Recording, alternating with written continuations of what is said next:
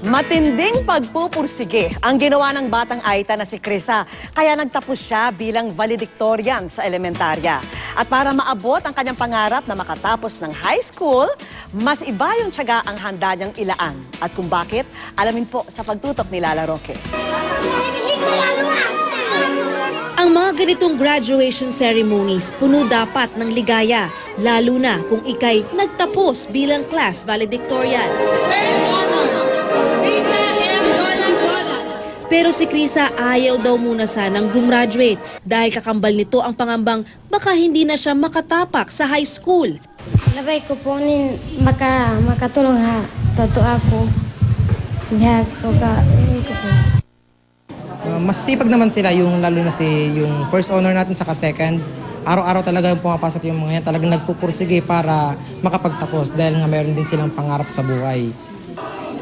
Pero ang mga katutubong Aita ng alunan na gumagraduate ng elementarya gaya ni Krisa, kailangan maglakad na humigit kumulang 13 kilometro kung gusto nilang pumasok sa pinakamalapit na high school. Bukod sa bundok, kailangan din nilang lakarin ang malawak na kapatagang ito na natabunan ng lahar ng pumutok noon ang Mount Pinatubo.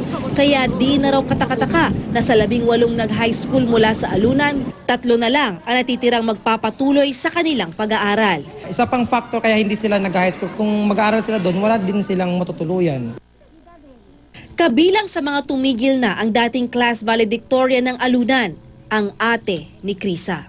Nahinto siya ng 2 buwan, yan ang dahilan ma'am na malayong distansya namin sa high school na eskwelahan. Ayaw matulad ni Krisa sa sinapit ng kanyang ate. Balang araw din daw kasi gusto niyang gumawa ng hakbang para masolusyonan ang problema na mga gaya nilang katutubo. Gusto ko po sana maging isang teacher para sa dumating na para din po ako makatulong sa mga nag-aaral po dito. Gayon din ang kanyang mga kaklase. Gusto ko po maging doktor, Engineer. teacher. Lala Roque, nakatutok, 24 oras.